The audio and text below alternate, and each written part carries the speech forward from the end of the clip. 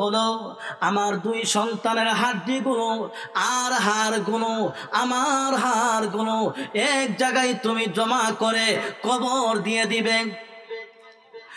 মার উদ্দেশ্য হলো কিয়ামতের কঠিন ময়দানে মানুষগুলো যখন কবর থেকে উঠবে তখন যেন আমার দুই সন্তানকে নিয়ে মহান আল্লাহ রব্বুল আলামিনের দরবারে হাজিরা দিতে পারি।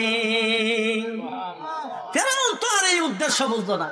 বলা হলো ঠিক আছে, তোমাদের তিনজনের হাড্ডিগুলো এক জায়গায় জমা করে এক জায়গায় কবর দেওয়া হবে। তিনজনের হাড্ডিগুলো এক জায়গায় জমা করে এক জায়গার মধ্যে কবর দিয়ে দেবে। আল্লাহর নবী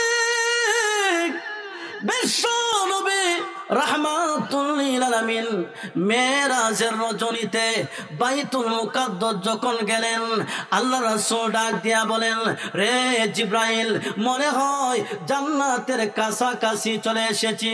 কেন গো নবীজি? আল্লাহ রাসূল বলেন, ও জিব্রাইল, আমার নাকের মধ্যে জান্নাতের সুগন্ধ লাগতেছে। জোরে বলেন না আল্লাহু আকবার, আর একটু জোরে বলেন আল্লাহু আকবার।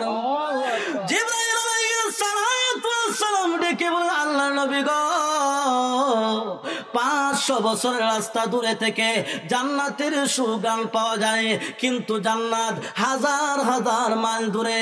আল্লাহ রাসূল বলেন, তাহলে আমার নাকের মধ্যে জান্নাতের সুগন্ধ লাগে কেন?